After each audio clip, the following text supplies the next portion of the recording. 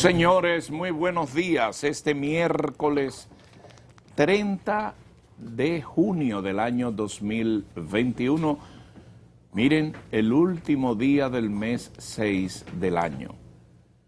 Es un día que cierra la primera mitad del año. Y vamos a ver, vamos a escuchar con la atención de siempre la palabra de Dios. El Evangelio de Mateo capítulo 8, versículos 28, 34.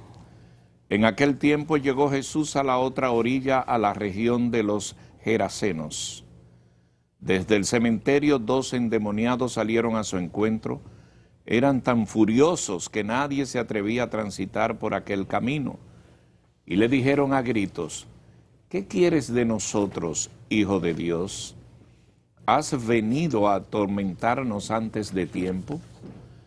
Una gran piara de cerdos a distancia estaba ozando. Los demonios se le rogaron: si nos echas, mándanos a la piara. Jesús les dijo: vayan. Salieron y se metieron en los cerdos, y la piara entera se abalanzó acantilado abajo y se ahogó en el agua. Los porquerizos huyeron al pueblo y lo contaron todo, incluyendo lo de los endemoniados. Entonces el pueblo entero salió a donde estaba Jesús, y al verlo, le rogaron que se marchara de su país. Palabra del Señor. Gloria a ti, Señor Jesús. Amén. Bueno, muy buenos días. Buenos días. Miércoles, mitad de semana, como Buenos días. Luisín bien apuntaba, último día del sexto mes del año, una especie de marca sobre la mitad de este 2021 que va rápido, sin dudas. También Día del Maestro. Felicidades a todos los profesores en República Dominicana. Mucha gente abnegada que han estado... Profesor, bueno, un día como hoy es el natalicio del profesor Juan Bosch y es el Día del Maestro en República Dominicana, que ha perdido tradición. Hace muchos años se celebraba ya con otro tipo de actos, con, digamos, resaltando la figura del profesor, que era es todavía, era una figura que debe ser reverenciada, pero como sabemos, las involuciones que han ocurrido en la sociedad dominicana han colocado al narcotraficante, al dueño del punto, como la figura más respetable en el barrio, cuando antes en el barrio o en la comunidad la persona más, o una de las personas más respetadas eran los profesores. yo recuerdo que en los tiempos de mi escolaridad baja, un día como hoy, se entregaban la nota a los estudiantes y los estudiantes le llevaban el regalo al profesor. Así es. Un día como hoy era el día que se entregaban las notas finales del año escolar, y era regularmente la tradición que los jóvenes, los chicos y chicas llevaban regalos a los profesores. Así Esos regalos fueron cambiando de tiempo en tiempo. Comenzábamos con unos jabones, nunca como tazas, siempre Un juego había de taza a la profesora. un juego de taza. Y luego pasaron los años, eso cambió a un juego de sábanas. Y nunca... sábanas? Sí, en un momento dado. Sí, sábanas pequeñas. Para jugar sangre. ¿Y eran baratas las sábanas? Sí, Y- o un mantel de cuadro. O un mantel de cuadro. Freddy ni Pero así en un momento regalaba. dado, después de las tazas, habían dos cosas que competían. Unos jabones de olores pequeños. Jabones, sí, vos Sí. baratos. Sí, Jabones. rosado. Unos jabones que venían, pero entre tazas y juegos de... La profesora pasaba como cuando regalaban canastas, que los comunicadores tenían 40 canastas y eso Había pasó villancos mejor que no vida. daban el regalo si se quemaban. Es verdad. Mira, hay 2 días que yo no dejo de olvidar de la escuela. El día del árbol, que uno tenía que ir a buscar las palmas allá a Baní en el balneario. Las Palmas, y rodear el curso, y se hacía competencia. El curso que eran mejor cosas quedaba. bonitas. 5 de mayo, Día del y Árbol. uno lo disfrutaba. 30 de junio. Ahora, muchachos, tú le preguntas al estudiante Como qué dice, día es. el dueño del barrio es el que disfruta. Oscar es hijo de una profesora. Adiós, gracias. Nos felicitamos. Jocelyn. Y Luisín también. Y doña también. Yocasta también. Sí, doña Jocelyn y doña Yocasta son maestras las dos. Pero vamos a trabajar, porque si los fines dejan estos temas, coge el programa entero hablando de esta vagabundería y no hablamos de Cuando nada. viene a ver, pone un merengue. Pon un merengue. Nos descuidamos y suelta un merengue. Y déjeme decir, El himno Ahí del va a ma- arrancar de nuevo. el himno del decirle. maestro. un día se lo voy a echar a ustedes esa vagamundería. ¿Cuánto gustan? Ándale. Bueno, me De, criticaron también. de que tiene audiencia, tiene audiencia. Yo tuve también un grupo el viernes. Me dijeron, yo quito ese programa los viernes porque ustedes están ahí relajando y cosas, y bailando. Como el Pachá me dijeron. Sí, y tiene muchas opciones, así que Por eso. los viernes puede coger para otro Eso lo lado. dije yo, sí. que yo no quiero quitar el nombre de los viernes de hoy mismo, poner el show de Luisín. Para no Y tener, cada día subiendo más. no tener vinculación Sí. de la marca. Cada día subiendo más. De vincular la marca a esa Y vagabundería. en estos días lo voy a comparar. Pero bien. Sí, compare lo que usted quiera, no importa, pero acá Pero, Luisín, yo no tengo duda. Ándale, recuérdate que Oca se oponía a los viernes desde Hola Matina. Desde el 10, claro. Ya los viernes se entruñaba y se No, ponía... usted se dejó comenzar a ponerse a bailar. Y Lucín bailando, y este le cae atrás, y yo con mi cabeza derecho, porque tiene que estar parado ahí, porque Lo llevan bueno parado. de la vida es que existe un poco de todo. Tiene que estar parado ahí, verá que se no tiene de otra. Existen los guapetones, ¿verdad? Subalterno. Pero no que vos, Vamos a trabajar, ¿eh? Y déjese de cosas. Sí, es verdad, Vamos a es trabajar, yo como que dice estaba don Freddy. parado ahí, y usted pone a bailar, es sinvergüenza. Yo me acuerdo de eso. Hasta que un día me dijo un pariente, me dijo, no se ponga de mojiganga.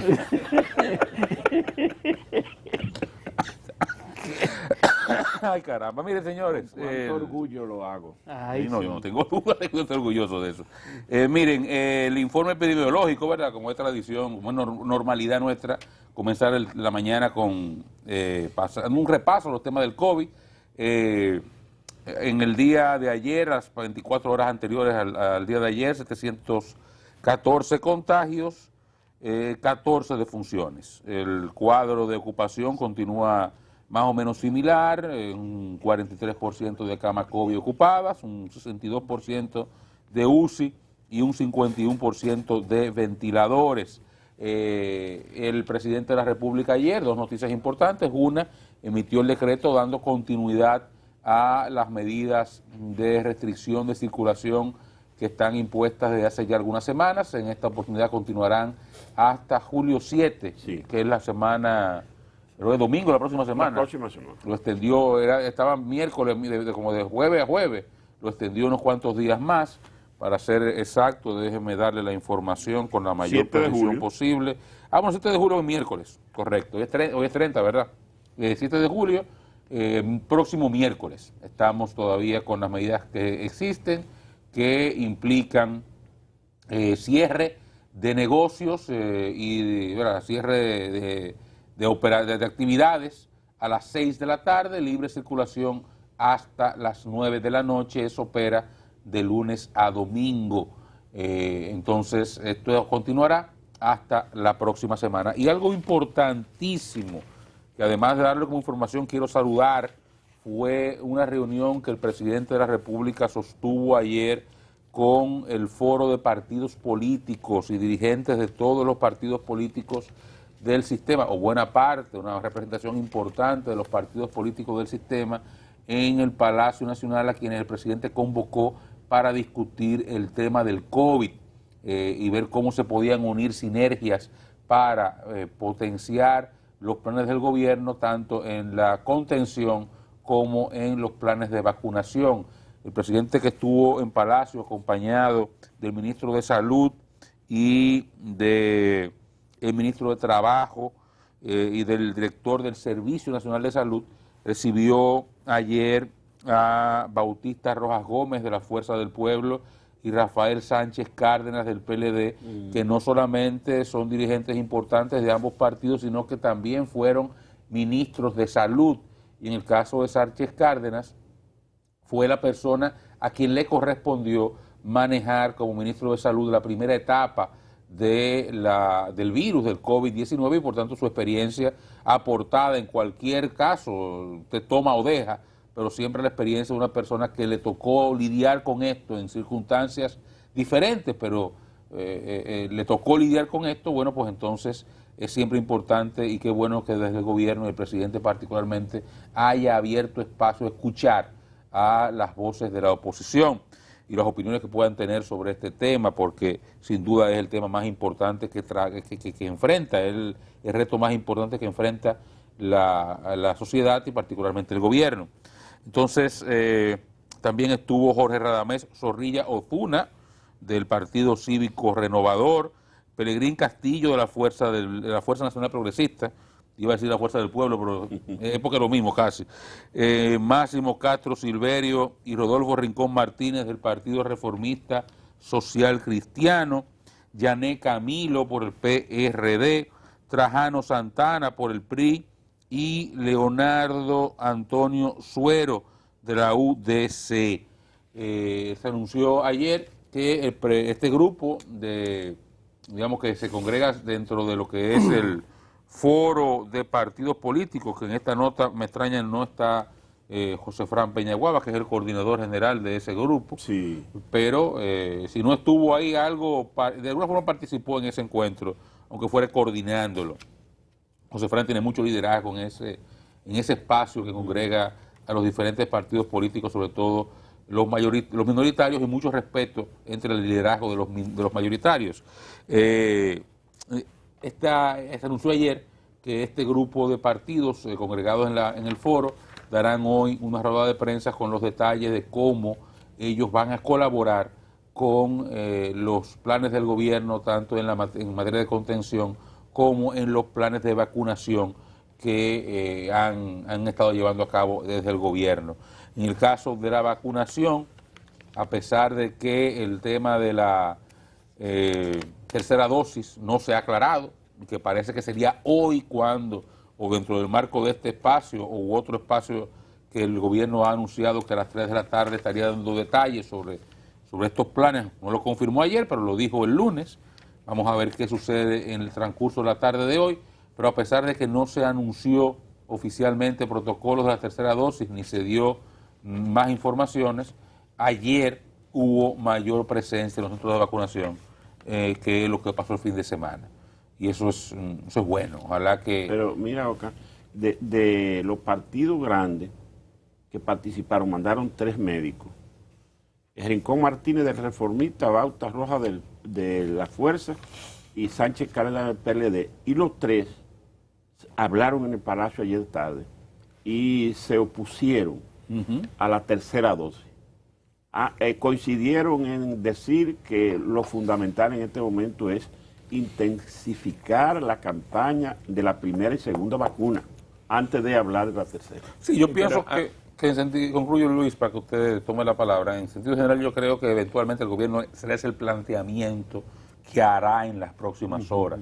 Lo que decía es que a pesar de que no se ha hecho un planteamiento formal en esa dirección, y yo creo que se hará en la dirección que aconsejaban estos médicos, el ministro, creo que Rincón Martínez también fue el secretario de Salud también, creo. No, Ok. él fue el médico de Balaguer. Fue el médico de Balaguer. Bueno, estos facultos y expertos en el área estaban ayer, creo que también será la posición del gobierno en las próximas horas.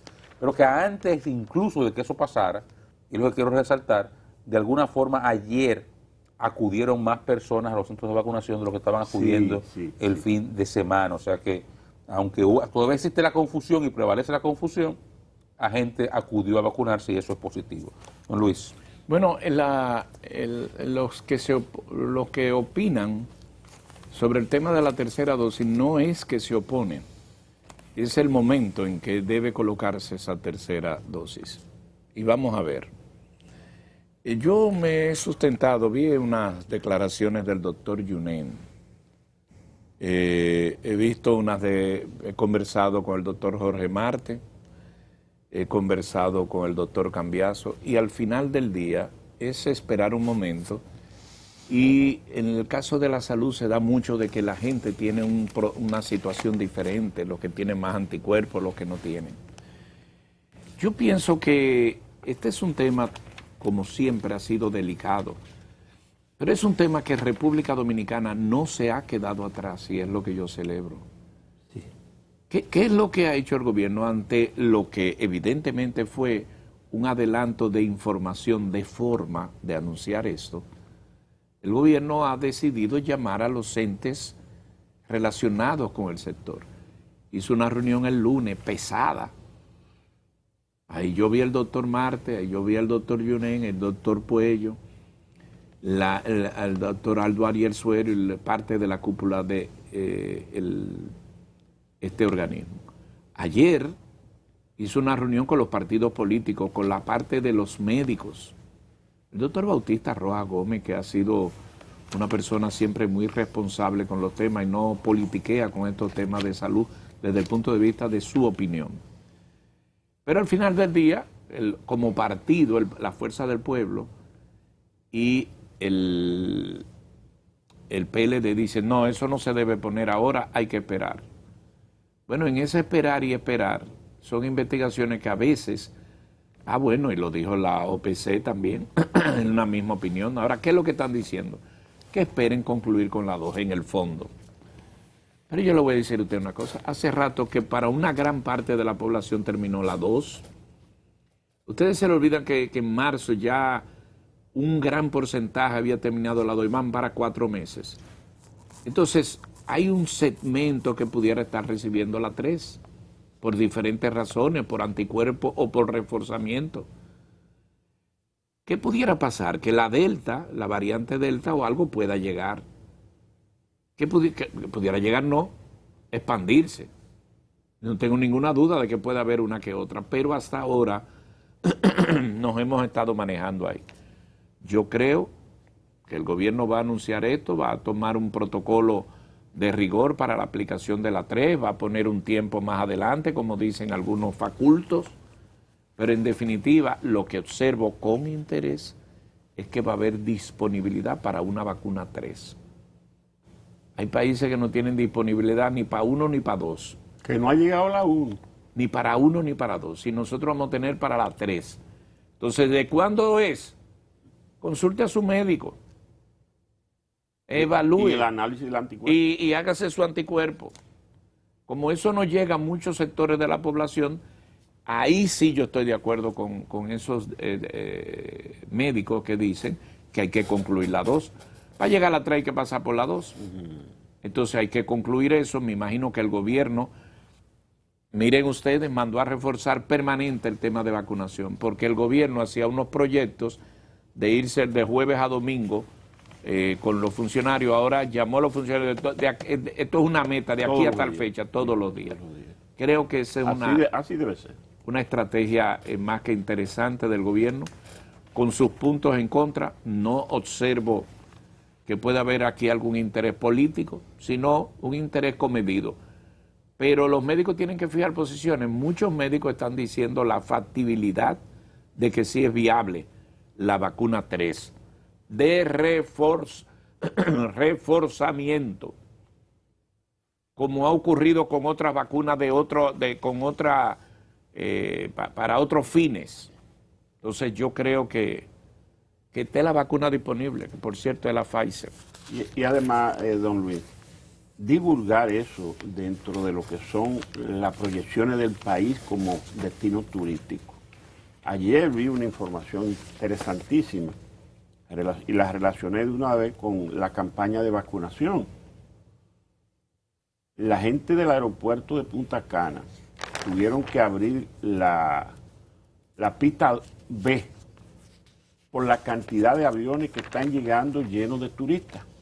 Y eso se debe a que el país ha estado informando en ultramar la campaña de vacunación a su población, la campaña de vacunación que ya se hizo para los servidores del turismo, los hoteles, y además la garantía que tiene el turista cuando llega al país.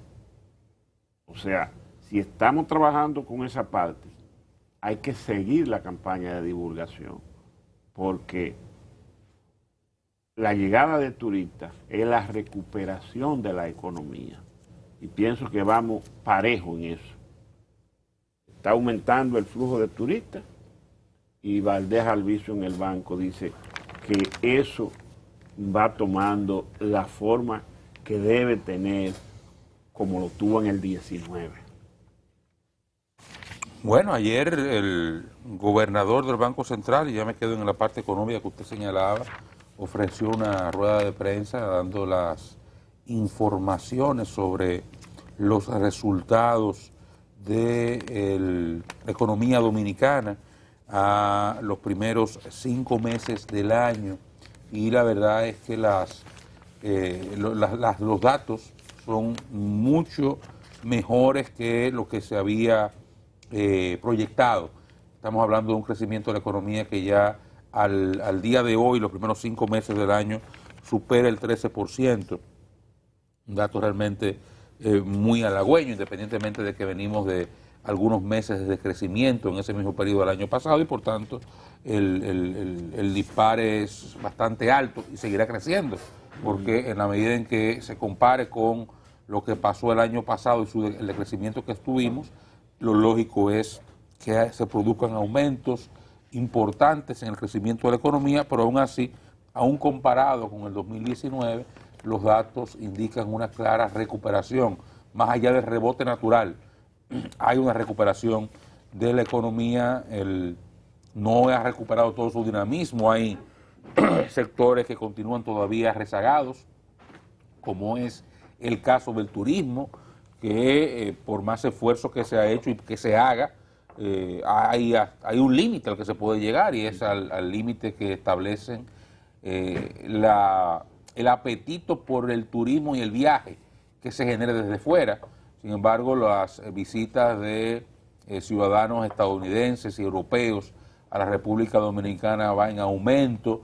El país está presentando como un paradigma en materia de recuperación turística en la región, pues los esfuerzos que se han hecho, por ejemplo, para vacunar al personal que trabaja en los hoteles, la forma en que se ha manejado la garantía de la asistencia médica a una persona que pueda resultar contagiada en República Dominicana, y otra serie de medidas que se han ido tomando han reflejado dos cosas. Uno, una especie de burbuja que ha impedido grandes brotes de contagios en las zonas hoteleras, y en segundo lugar, una imagen hacia el exterior de que República Dominicana es de los países donde con mayor seguridad se puede viajar, porque entre otras cosas se resaltan los protocolos de sanidad y de higiene que los hoteles han mantenido, y bueno, toda una serie de cosas que han influido positivamente en la imagen del país. Lo señalaba, la forma en cómo el turista que viene a República Dominicana tiene garantizada la atención médica en caso de que se contagie. Entonces son todos esos elementos que han contribuido de forma muy positiva a que la imagen de República Dominicana en la región, en el Caribe, como atractivo turístico, se haya fortalecido incluso en este proceso del COVID, y no tengo dudas de que cuando el turismo a nivel global adquiera el dinamismo que tenía en la época pre-COVID, República Dominicana será un punto muy luminoso. Ahora, de momento, ese dinamismo no se ha recobrado, todavía el viaje de ocio a nivel global está muy contenido, y aún así República Dominicana continúa siendo, digamos, de los países que más rápidamente se va recuperando. Pero a pesar de que el turismo no se ha recuperado del todo, la actividad, el activismo de la economía dominicana continúa siendo algo a resaltar. Ayer el Banco Central informó, entre otras cosas, que tiene todavía disponibilidad de financiamiento a través de la Banca Nacional por 8.000 millones de pesos, sobre todo para la inversión o las necesidades de capital de empresas pequeñas, medianas y micro, que son las que más han sido afectadas por la ralentización de la economía global como consecuencia de la pandemia, y para las cuales se han habilitado en diversas oportunidades líneas de financiamiento a través de la Banca Nacional vía los fondos que tiene el Banco Central como encaje. Entonces, estas informaciones son importantes, y qué bueno que la economía dominicana presenta este tipo de índices. Hay algunas consideraciones sobre los impuestos, Oscar, no sé si lo han notado.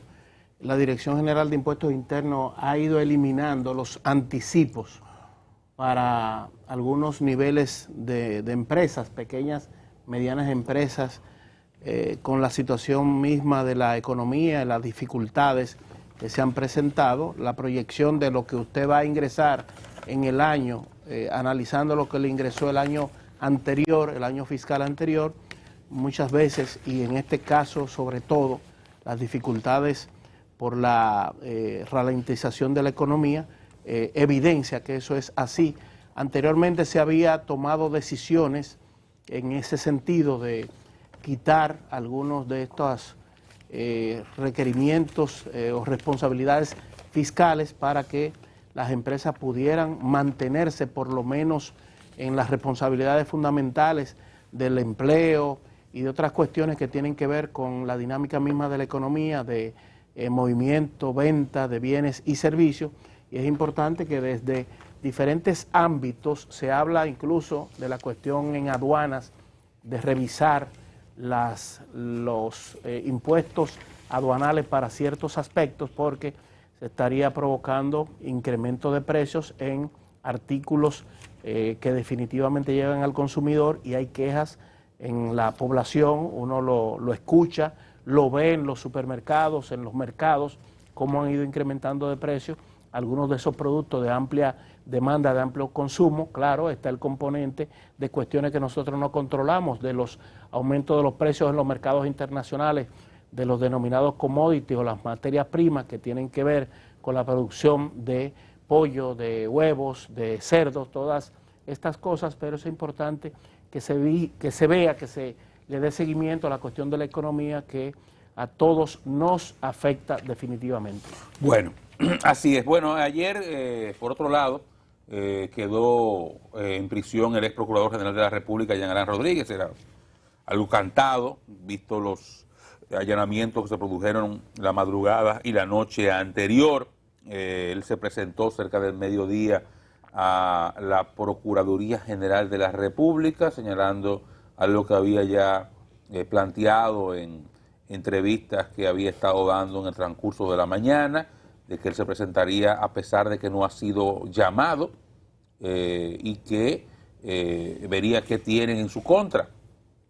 Ayer se presentó y, según informó su abogado, unas 2 horas después de que llegara a la sede de la Procuraduría, él fue informado de que estaba bajo prisión directamente por la magistrada Jenny Berenice Reynoso.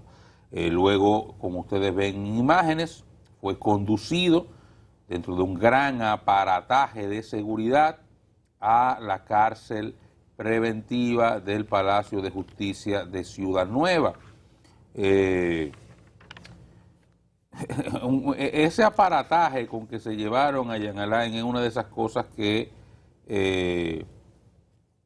de verdad que uno no entiende por qué se siguen produciendo en el país o por qué se produce en el país. Y en gran medida en ese caso particular creo que hay mucho ahí de karma, porque habrá que ver cuántas veces Jean Alain dispuso o gente bajo su égida. Yo no quiero decir que yo quiero insistir en algo. Ese Ministerio Público actúa así independientemente de quién sea su cabeza.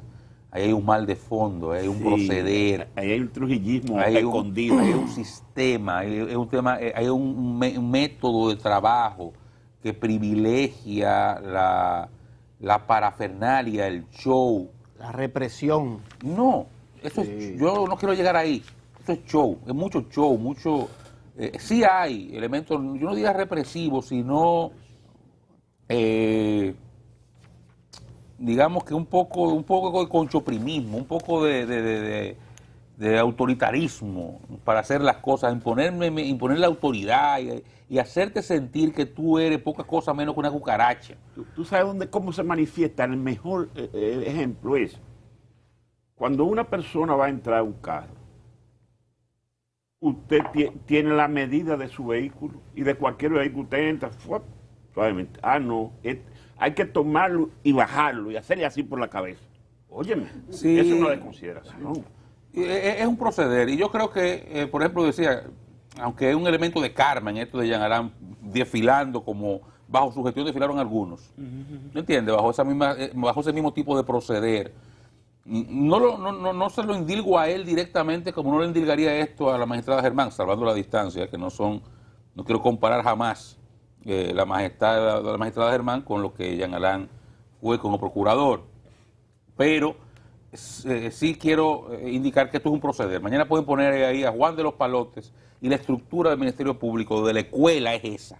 Y hay gente que además tiene eso mucho más fortalecido a partir de un deseo, de un vedetismo y un deseo de resaltar los elementos mediáticos por encima de del trabajo investigativo con todo el rigor que se requiere. De todas formas, hoy...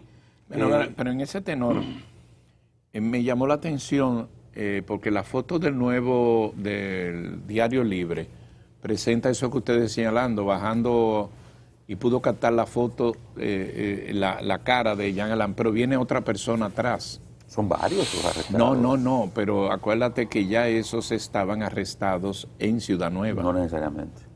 ¿Y dónde lo tenían? En el Palacio de la Fe. Evidentemente estaban, y de hecho hay imágenes. En la Procuraduría hay cárcel. No necesariamente. Entonces, mira a lo que yo me refiero. Jean Alain estaba en la Procuraduría y de ahí lo llevan a la cárcel. Entonces, en el momento en que está bajando Jean Alain para eso, míralo aquí, está bajando uno de los detenidos, que al menos que lo detuvieran ayer, porque ya esos detenidos, los primeros, estaban en el Palacio de Justicia. No necesariamente. Pudieron haberlo allanado en el transcurso de la madrugada, primeras horas de la mañana, y haberlo llevado a la Procuraduría. A eso a que me refiero, que parece que se agregaron a los... Y salieron juntos. Llegan, los conducen a la Procuraduría para algún tipo de interrogatorio y de ahí entonces se los trasladan. O sea, eso no tiene por qué sorprender. Fueron varias las personas y de hecho las mismas cosas que él hacía se las hicieron a él. Lo grabaron varias veces bajando la escalera y sabían que era un grupo que iba ahí. Creo que un total de arrestados son 6, que además de Jean Alain, que están bajo arresto. Se sumó un séptimo, una señora. La próxima hora la Procuraduría General de la República presentará acusación. Vamos a ver la acusación, en qué consiste. Las órdenes de allanamiento señalan indicios de supuestas, que van cosas de supuestas fundas de dinero que le llevaban a Jean Alain por el tema de las cárceles, o una gente vinculada a él, hasta cualquier cantidad de imputaciones, que un cheque que pagaron unos días antes de salir de ahí, a una gente que daba unos servicios, gente que supuestamente, y es el caso que está el señor Moya, gente que daba supuestos, eran contratados para cursos que no se daban. Al final, todo esto son, digamos, teorías del caso que tiene el Ministerio Público. Habrá que ver cómo esto luego se comporta en caso. Esto da para show, y yo sé que hay mucha gente contentísima desde ayer porque Jean Alain era una figura y es una figura todavía muy despreciada por muchas razones. Sí. Y mucha gente celebró esto, y esto le eleva los bonos por los aires de quienes participaron en esto. Habrá que ver cómo esto eventualmente conduce ciertamente a condenas. Ayer, por ejemplo, yo, y qué pena que no está aquí hoy Dani, que está fuera del país, pero ayer el compañero Dani señalaba que ojalá que no le hicieran a Jean Alain lo que él hacía, dando cuenta de cómo, y ha sido revelaciones que han hecho algunos imputados en el caso de Brecht, que él pedía, por ejemplo, dime esto para yo facilitarte aquello, dime esto que yo quiero escuchar. Y yo le decía, lo están haciendo. Y un caso, y en ese momento no estábamos con el tiempo suficiente para decirlo en el aire, pero un caso es el de Girón, y lo veremos. Que está en el caso, bueno, este se llama Medusa, esta operación Medusa, se llama esta. Es un biólogo marino el que está en la PGR, haciendo la parte, por ejemplo, de prensa. En el caso Coral, que es el caso de Adán Cáceres, Girón, el estrella, que cantó todo, y hubo que darle para que se callara, ¿verdad? Vamos a ver eventualmente, porque esto, primero, un testimonio a partir del ordenamiento penal dominicano no es suficiente, tiene que estar acompañado de pruebas. Sí, o sea, todo lo que Girón dice daba para ese prime time de 2 horas de audiencia y de escándalo y todo lo demás. como da todo esto para escándalo y para escandalizarnos y programas de investigación y todo lo demás, y eventualmente dará para más. Ya llevar eso a prueba es diferente. Ahora, en el caso de Girón, hay informaciones y documentos que señalan o pudieran ser un indicativo de cuál es la motivación que él ha tenido para colaborar de esta forma con el Ministerio Público, con elementos incluso que no son del mismo caso, del caso Coral, sino del caso de su vida personal. Bien, pero eso eventualmente que lo manejen quienes tienen que manejarlo, pero eso está ahí. Y en el caso de Jean Alain, reitero, hay que esperar la acusación, pero los indicios que presentan... La nota que emitió la Procuraduría ayer hablaba de por lo menos 6 cargos de que se le acusa de delito grave, entre ellos lavado de activos, alteración de documentos públicos, asociación de malhechores, o sea... coalición de funcionarios, ¿no le metieron homicidio? ¿Debieron meterlo homicidio también? Homicidio. Debieron meterlo también.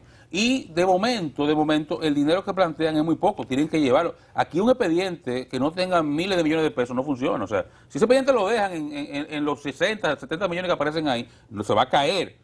Métanle, agarren lo que Jean Alain manejó en los 4 años en la Procuraduría, súmenlo y pónganlo como que se robó 30 mil millones.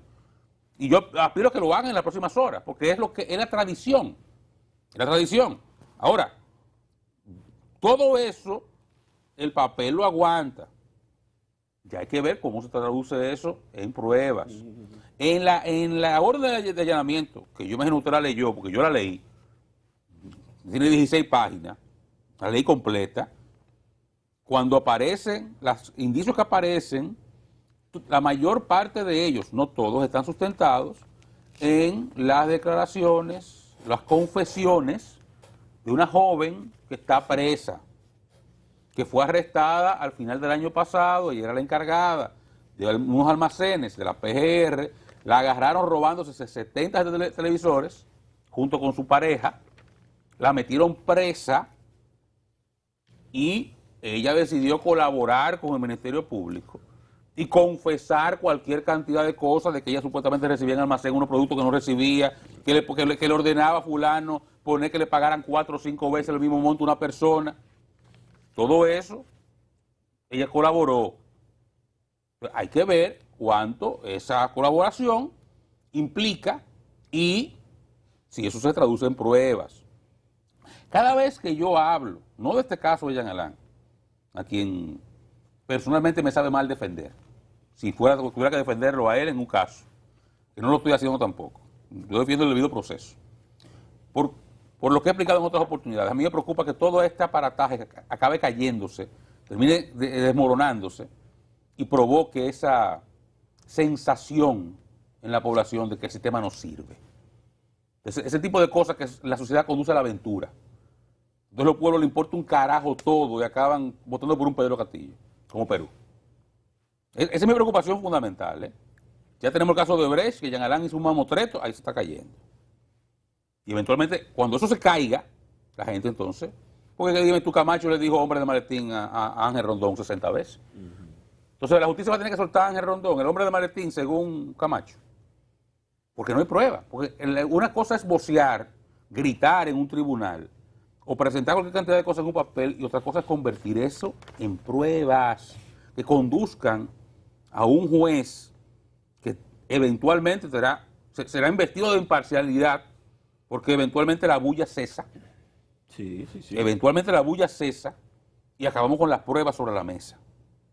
Entonces, cuando eso pasa, si no hay sustancia, entonces se caen los expedientes y usted puede acabar convirtiendo a un villano en un héroe, de forma inmerecida.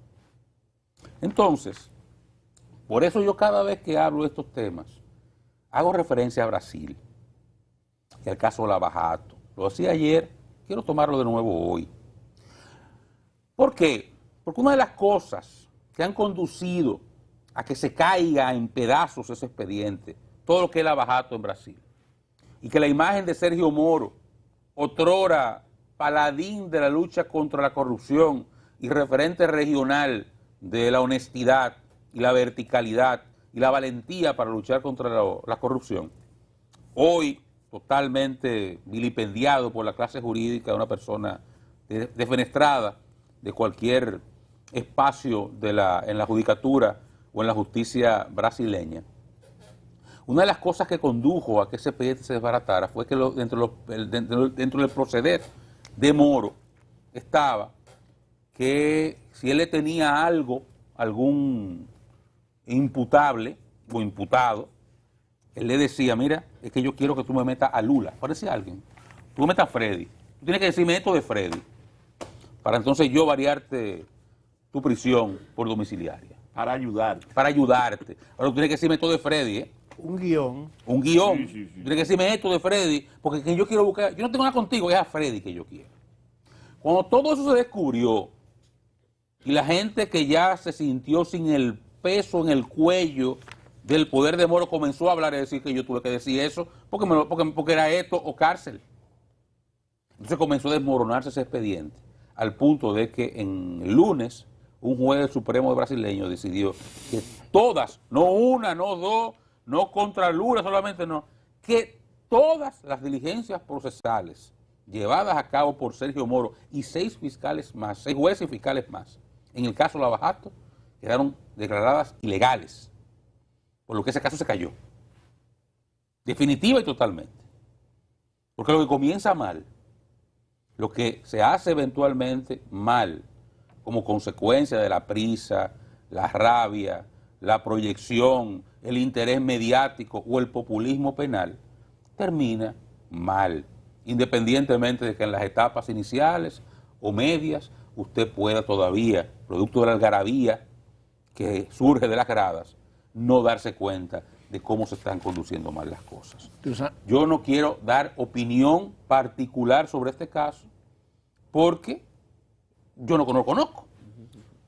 Discúlpeme, Luis, yo no lo conozco el caso a fondo. Ahora, sí rechazo, porque lo hacía antes, cuando lo hacía Jean Alain, y lo hago ahora, rechazo el aparataje. Eso es innecesario.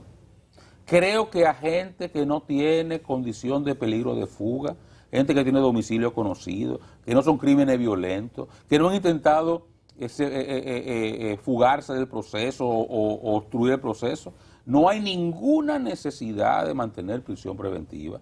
A esa gente que la fueron a buscar de madrugada, no era necesario la buscar de madrugada. Esa gente se le pudo haber llamado a su casa, pasa por aquí mañana, y hubiesen ido. Yo conozco gente, no me conozco, porque de ahí no conozco a nadie, más que Jean Alain, y hace muchos años que no tengo conversaciones con él. Pero conozco de gente que fue afectada por eso. Algunos de ellos tienen miedo de hablar, por eso no doy detalles, a cuyas casas entraron a la 1 de la mañana, rompiendo puertas, despertando sus hijos, quitándole los teléfonos celulares hasta los hijos, las computadoras con que los hijos hacen su tarea en su habitación, y llevándose arrestados a sus padres de madrugada, dejándole la puerta rota, la casa ha vuelto un desorden, y eso es un abuso. Hoy le pasa a gente que a usted le puede caer mal, mañana le puede pasar a usted, o un hermano suyo, o un gran amigo o amiga suya. Y yo condeno los abusos, no importa quién los haga. Porque yo, como decía en estos días, yo defiendo derechos, no intereses. Y eso está mal, independientemente de quién lo haga. A eso me refiero de momento. Nada de ese aparataje, ese atropello era necesario. Nada. Ahora, este es el proceder. Este no es un molusco, este es un ave marino, una cosa marina de esta, medusa. Mañana a usted o a su familia, una gente que usted quiere, le puede tocar la operación, caracolito. Pero no, como va esto, vamos mal. Vamos pisoteando derechos, vamos atropellando y estamos mal. Eso no está correcto, independientemente de a quién se lo hagan o quién lo haga. Mira, Oscar, yo recuerdo que durante mucho tiempo aquí había un modo operandi para los allanamientos. Llegaban al punto, en la tarde, en la noche, y no se podía hacer un allanamiento de noche. Había que esperar las 6 de la mañana. esa gente no se molestaba, aunque estuviera rodeada de la casa. Yo recuerdo que eso operó así siempre. Porque la ley establecía de 6 a 6. No, la establece. Lo que pasa es que los jueces tienen eso se quebró y nadie se ha quejado. No, 6 a 6. los jueces tienen la potestad de dar de hacerlo diferente, y Camacho, en la orden de allanamiento, que reitero, la ley pide a la jueza que ella, Romero, que es su canchanchan, le concede lo que Dios le dé la gana. Lo que ellos quieren, el Ministerio Público quiera, se lo piden a Romero y ella se lo va a dar. No se preocupen. Pueden hasta pedir órdenes de aniquilamiento y ella se lo va a conceder. Y eso lo inventan rápidamente. El caso es que ella autorizó allanamiento de día y de noche. Esa jueza lo autorizó. Kenya Romero, a petición de Wilson Camacho. Ellos pidieron hacer eso de esa forma y la jueza se lo concedió. O sea que no es ilegal lo que estaban haciendo, porque tenían autorización. Ahora es un maldito atropello. Que así como Jean Alain tal vez nunca se pensó que él iba a estar con ese casco y el chaleco Esposas. y esposado cuando él lo estaba disponiendo para otros. Posiblemente quienes hoy disponen eso jamás pensarán que ellos algún día se pueden ver así. Craso error. La vida da demasiada vuelta. Y el que abusa un día, créanmelo, que esa la acaba pagando. Si no, bajen a Ciudad Nueva hoy y pregúntenle a Jean Alain. Mira, evidentemente, yo me quiero ir a los cargos. Yo también leí el tema de lo que presentaron a la jueza, pero me quiero ir a los cargos. Esa pasarela. Yo le voy a decir algo justo como lo ve la gran mayoría. Ojalá esto termine con esta parte, porque ahora le tocó a Jean Alain lo que él hizo. Desde ese punto de vista, que fue un atropello y igual. Y uno siempre, yo me pregunto, bueno, y todos estos cascos y estos chalecos y cosas, son narcos. Eso tiene un esquema que es enseñar y ver, mira lo que estamos haciendo. Y no hay necesidad de eso. Para aplicar la ley, para imponer la sanción que corresponde, eso tiene un debido proceso que no va por ahí. Lo que pasa es que como se hizo, era improbable que no se hiciera ahora y se concluyó. Inclusive con, ¿cómo se llama? Los militares que van con el pasamontaña. Sí. Rostro cubierto. El rostro cubierto, o sea... El Chapo viene siendo Memín. ¿Y por qué se tienen que encubrir? O sea, no, yo creo que ahí hay una exageración que viene de la época cuando el procurador era Jean Alain. Viene desde antes. Viene desde antes. Sí, es un proceder del Ministerio Público. Eso no debe de ser. Ahora, con relación al fondo del asunto, hay 3 elementos ahí. A mí me llamó la atención que Jean Alain, cuando estuvo hablando y conversó con medios antes de señalar, él dijo que ahorita me saca un expediente con Rainier y Elizabeth Medina Sánchez. La cito por su nombre completo. Alguna información tenía, tal como señaló ahorita Óscar, en base a eso, de esa persona que está acusada de un robo, de eso salió, ustedes se acuerdan, 70 televisores, de vender 710 televisores de plasma que estaban en la Procuraduría. Ahí viene un caso con ella y ese es uno de los elementos que ella se está utilizando de anomalías que se hicieron. Pero hay 2 expedientes. Disculpe, Luis, a mí me sabe mal defender y no me interesa bajo ningún concepto defender a Jean Alain porque no me da la gana. Él tiene poco espacio para defenderse, pero quiero, y por eso no quiero citar textualmente las cosas que él dijo, pero ya que usted citó que él dijo algo, déjeme por lo menos ser justo y citarlo como fue. Jean Alain reveló en una entrevista que dio ayer en un programa de radio, en Sol de la Mañana, que yo lo escuché, que esa joven le variaron prisión preventiva en la cárcel de Najayo por prisión domiciliaria. Y el sábado en la noche la condujeron a la Procuraduría General de la República para que ella declarara eso que declaró. Él lo dio como información. Él no dijo, no, tal vez, cuidado si me sacan un expediente por ahí. No, él dijo, a ella la utilizaron, la llevaron y le dijeron, yo no sé si es verdad o mentira. Ahora, es lo que él dice. Y yo lo veo, yo lo interpreté justo de esa manera, que él se adelantó porque evidentemente tienen que tener alguna fuente y algunas razones ahí de todas esas informaciones. Y evidentemente sale en el expediente. Y evidentemente estuvo el sábado en la noche. y fue cierto que le cambiaron la razón, pero ella tenía un cargo ahí que le están incluyendo en ese expediente de Medusa. Y el otro es el referido a un cheque de 34 millones de pesos que, previo a su salida, se refiere a una alegada alteración de un contrato, de un acuerdo de custodia y ocupación de un bien inmueble que era la casa de Quirino. Entonces el Ministerio Público tiene imputado una violación, una alteración de documentos con relación a ese cheque de 34 millones y se va directamente sobre eso, más el tema de los famosos talleres que se pagaron y que no hay evidencia, dice Wilson Camacho, no se cuenta con aval de que hayan sido realizados en la fecha que se consignaron. Es decir, habían unos talleres de inducción, unos talleres de explicación, que era a través de una compañía que presidía el imputado de Moya y para lo cual se emitieron 18 millones de pesos, 18 millones 440 mil pesos. Esa cantidad de dinero, junto con los 34, por ahí gira la aparición en el expediente sometido para que sea el inicio de este proceso de cargo de corrupción. Lo que uno aspira es una sociedad justa, una sociedad de democracia real. No puede haber, como decía en una ocasión el profesor Juan Bosch, a propósito de su natalicio, hoy, Día del Maestro también, no puede haber una mujer medio embarazada, no puede haber media democracia. Usted tiene que actuar con transparencia, si usted quiere, y con justeza.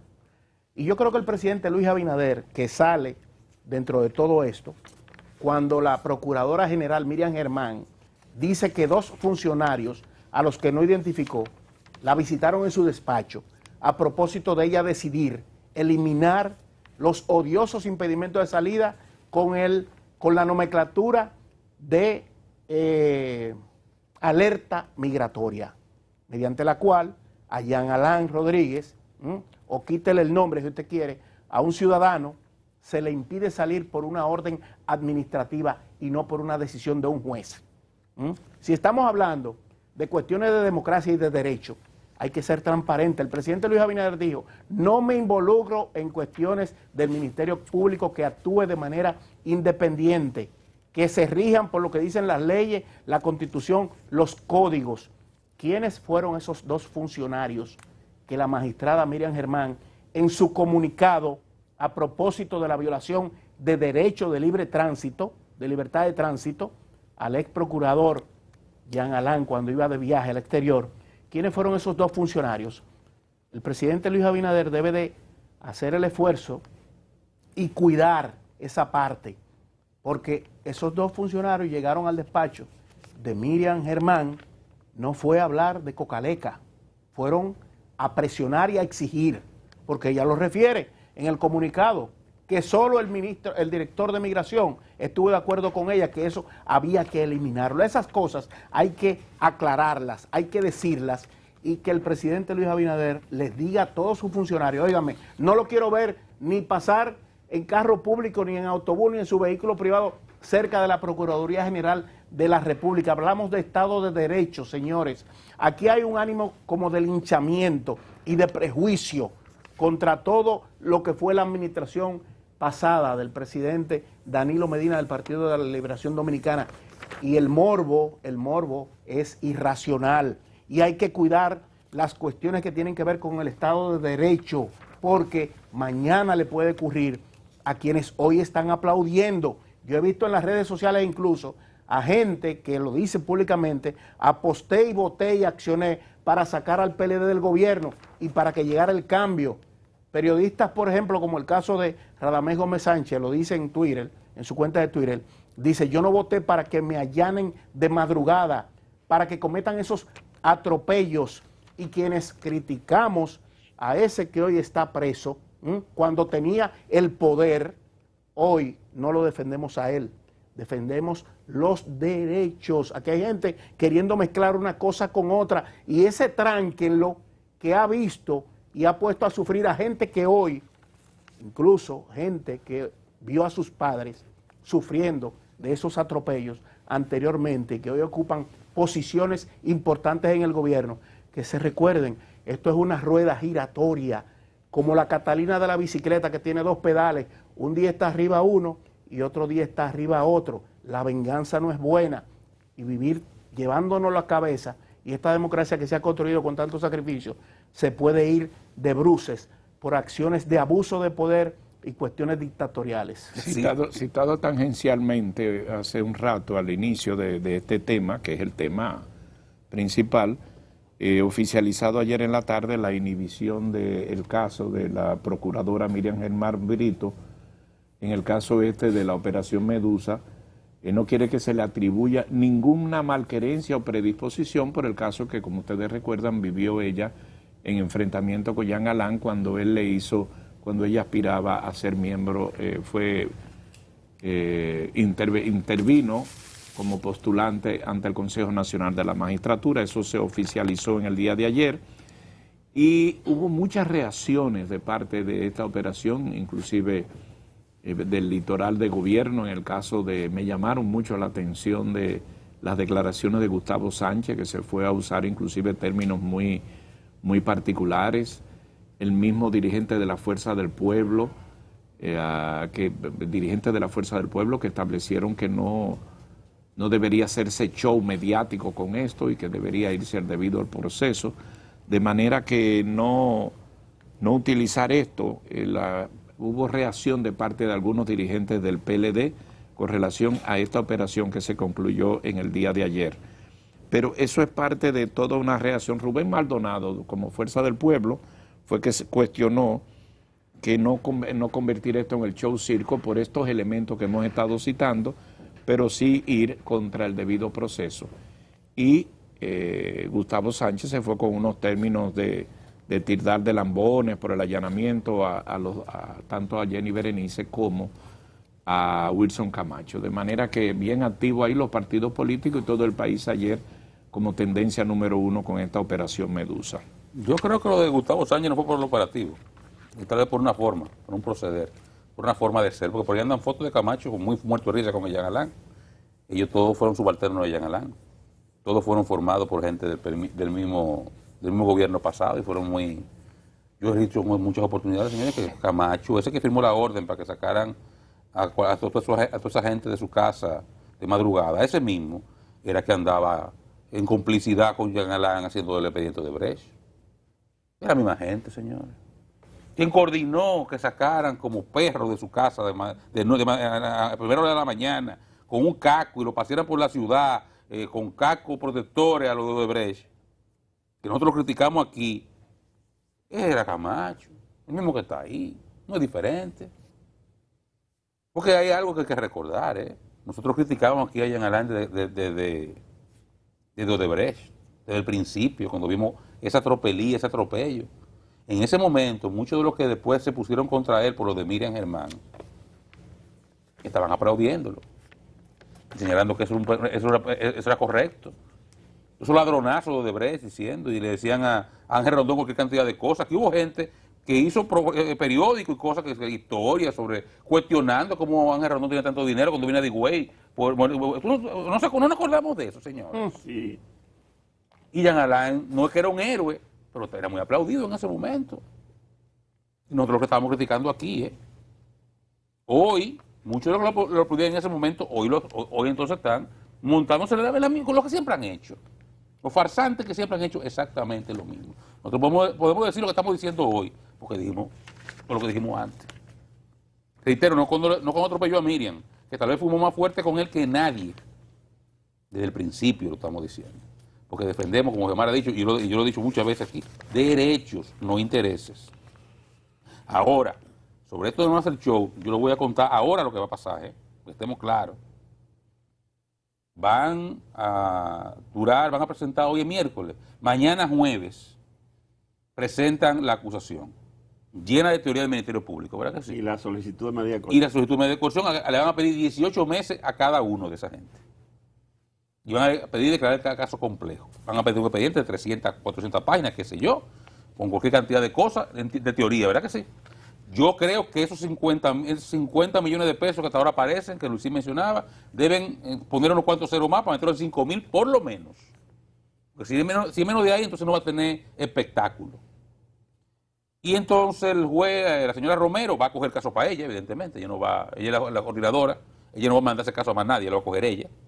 Ella va a citar, a pedir audiencia para viernes, algo así, o sábado. Los miembros como no van a tener acceso al expediente, el Ministerio Público le va a dar tarde a los acusados su expediente, no van a ver a sus clientes. Esa gente está secuestrada ahí en el Palacio de Justicia, ahí ningún abogado entra.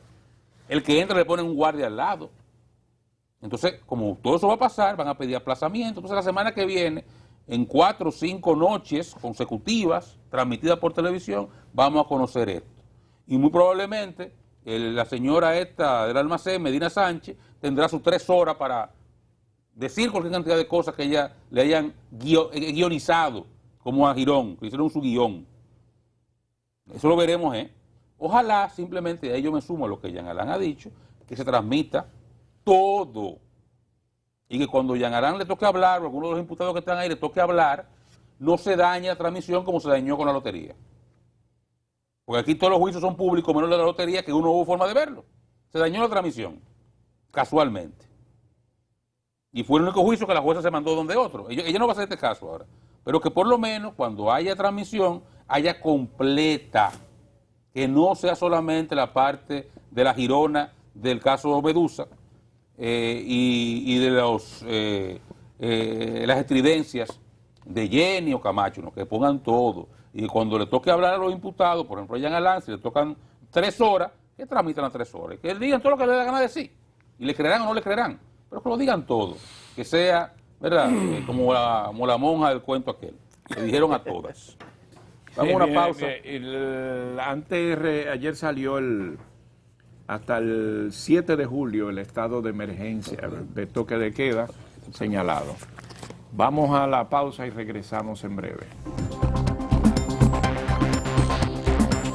Vamos todos a buscar el mejor de los motivos que nos muevan.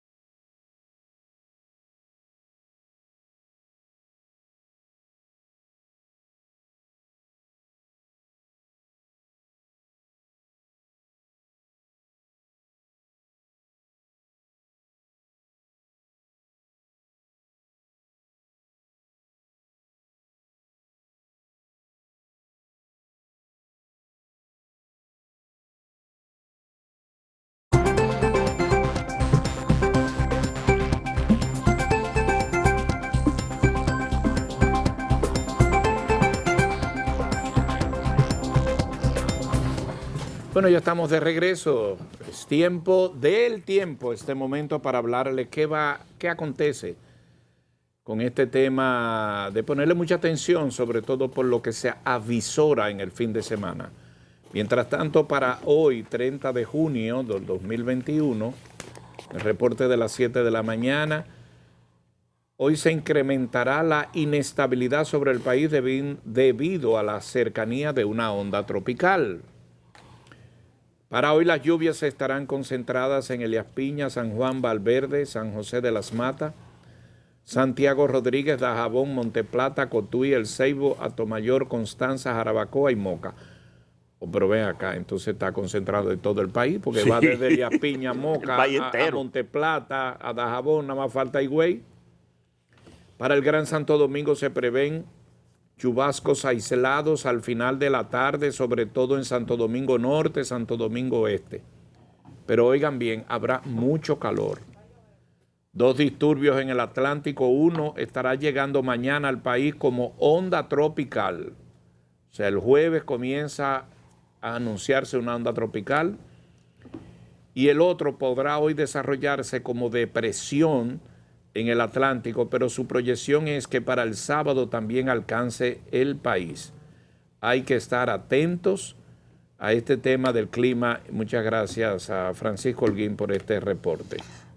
Dígale a Burgo que le mandé algo, a ver si lo puede subir de la tormenta que viene para acá en lo que hacemos sí, internacional. Esto ya se había desde ayer, de Carlos mencionó, sí. Sino y desde el lunes está comenzando a verse una indicación de esto. Vi unas imágenes ayer en la tarde que nos mandó Holguín. Estaba muy lejos, andaba por Cabo Verde todavía, por allá, pero sí, ha ido caminando. Pero la proyección daba que efectivamente una orientación hacia República Dominicana. Está por Barbados hoy. Hacia la isla, proyectado en los 4 o 5 días. Vamos a ver esas imágenes que ya tiene Burgos ahí, porque para esas cosas hay que prepararse. Y sobre todo que el suelo y viene de... Son 2 precipitaciones que aún no tienen nombre.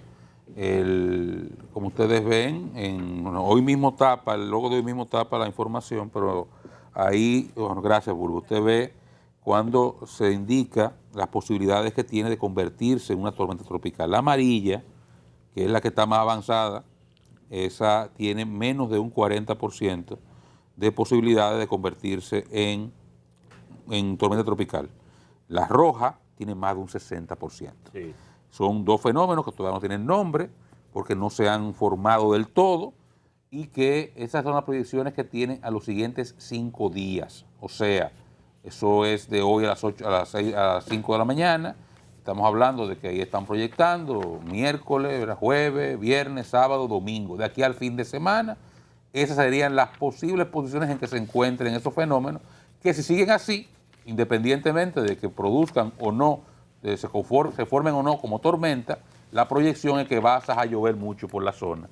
Sí, señor. No necesariamente aquí, fíjense que en el amarillo sí estamos medio a medio, pero recuérdense que es puede pasar tan al sur como tan al norte. Sí, eso baja o sube. Pero parecería que va a llover, y aquí tenemos una joven que trabaja con nosotros, que ya compró Brugal. ¿Cómo es? Espérate, ¿qué tiene que ver? Ella sacó ahí un pote que ya compró. El primer aviso ya. Porque usted sabe cuando llueve en República Dominicana pasan 2 cosas. Tapones Y teteo. Entonces la gente se pone... Fermenta, mire ahí. Ya anda promocionando. No. Entonces esa es la proyección que tenemos. Ojalá que si llueve, ¿verdad?, sea lluvia nada más, que no se formen como tormenta, porque sea lo que sea, ese tipo de fenómenos causa sus daños. Vamos a ver, don Freddy, el panorama mundial y el enfoque que le da el embajador San Run a China en su nuevo punto de partida, con un artículo hoy de espanto y brinco a los San Run. Sí, la prensa internacional destaca una gran ola de calor que está afectando a Canadá y el norte-nordeste de Estados Unidos, que ha provocado ya más de 100 muertes. En Nueva York es la caboza con ese calor. En Bueno, Nueva York, Vancouver, Canadá. No, yo está pasando nada comparado con lo que está pasando en el noroeste. En Vancouver, Canadá, la temperatura subió a 54 grados. Desde 1937 no se producía una temperatura tan alta. En el 37 llegó a 45, ahora llegó a 54. 100 personas, en su mayoría ancianos, han muerto en estos dos países. Efectivamente, sobre lo que usted dice del artículo del embajador Zhang Run de China, China comenzó a celebrar hoy el 100 aniversario del Partido Comunista Chino con gran despliegue de exhibición militar, un desfile de exhibición militar, muchos actos oficiales encabezados por el presidente Xi Jinping y destacando las proyecciones de la segunda economía del mundo con mira a convertirse en el futuro en la primera economía de acuerdo a lo que ellos tienen previsto. Ayer dijimos que se inauguró la segunda presa más grande del mundo, eso es parte de los actos. Igualmente también el aeropuerto más grande del mundo con capacidad para 120 millones de personas. Es decir, que China desde ayer y hasta mañana, que es cuando se cumplen los 100 años, tiene 3 días de celebración por todos los altos. En Miami, el equipo de rescate y búsqueda del edificio que se desplomó encontró ayer el cadáver número 12, pero todavía quedan 149 personas desaparecidas. Y los expertos están haciendo ahora una evaluación de los edificios cercanos al que se derrumbó, a ver en qué condiciones están y si valdrá la pena dejarlo en pie o derrumbarlo todo, porque parece que la zona completamente está colapsada.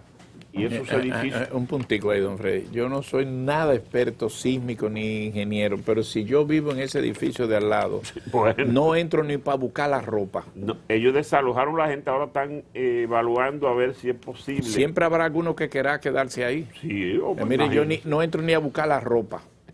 Mucha gente se ha quedado y lo que ha dispuesto la ciudad es la inspección de 500 edificios con características similares en la zona. En el caso particular de este edificio, Freddy, se ha revelado que en el 2018 con una empresa produjo un estudio de estructural sobre la condición en que se encontraban las bases estructurales de este edificio y que se había reportado daños importantes. Se había incluso otra empresa, había cotizado los daños, en ese momento eran unos 9 millones de dólares. Ya en el último chequeo que se había decidido hacer eran 16 millones de dólares, lo que implicaba un pago para cada propietario en el orden de los $100,000, y eso no se había hecho. Yo habían tomado una decisión como comunidad de ir interviniendo por parte. Uno de los defectos originales que se había encontrado estaba en el techo, o uno de los defectos que se había encontrado estaba en el techo.